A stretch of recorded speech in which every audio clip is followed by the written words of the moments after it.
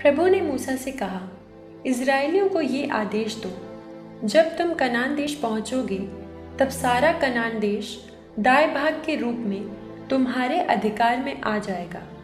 तुम्हारे दक्षिणी सीमांत में सिन के उजाड़खंड का वो कुछ भाग रहेगा जो एदोम की सीमा पर है। तुम्हारी दक्षिणी सीमा पूर्व में लवण समुद्र के छोर से प्रारंभ होगी।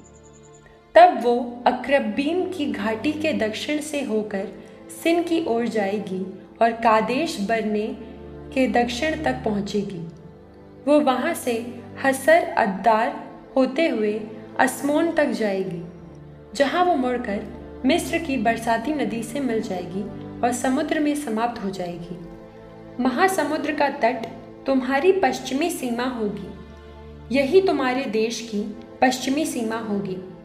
तुम्हारी उत्तरी सीमा समुद्र से होर पर्वत तक, होर पर्वत से लेबो हमात तक, वहां से जदाद और जिफ्रोम तक जाएगी और हसर एनान में समाप्त होगी।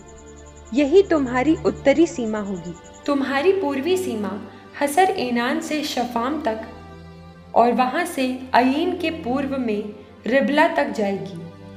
फिर वो सीमा आगे जाकर किन्नेरेत के सागर के पूर्व की पर्वत श्रेणी तक जाएगी। यरदन नदी के किनारे किनारे होकर लवण समुद्र पर इस सीमा का अंत हो जाएगा। तुम्हारे देश के चारों ओर की सीमाएं यही रहेगी। मूसा ने इज़राइलियों को ये आदेश दिया, तुम ये देश चिट्ठी डालकर विरासत के रूप में बांट लो। प्रभु ने उसे 9.5 वंशों को देने कहा। रूबेन के वंश, गाद के वंश, मनस्से के आधे वंश के घरानों ने अपना दाएं भाग प्राप्त किया है। इन 2.5 वंशों ने अपना अपना दाएं भाग यरीखो के पास यरदन के पूर्व सूर्योदय की दिशा में प्राप्त कर लिया है।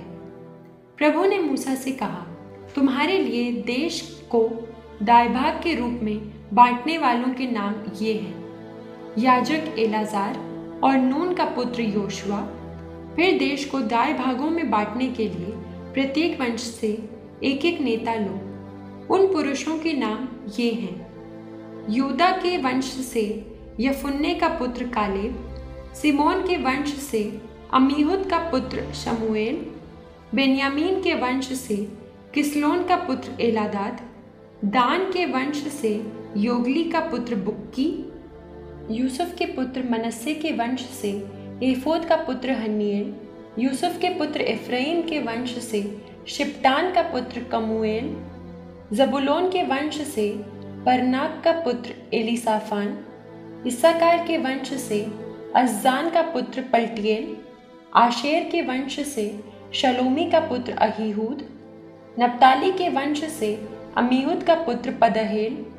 यही वे पुरुष हैं जिन्हें प्रभु ने कनान देश को इज़राइलियों के बीच विरासत के रूप में बांटने का आदेश दिया था।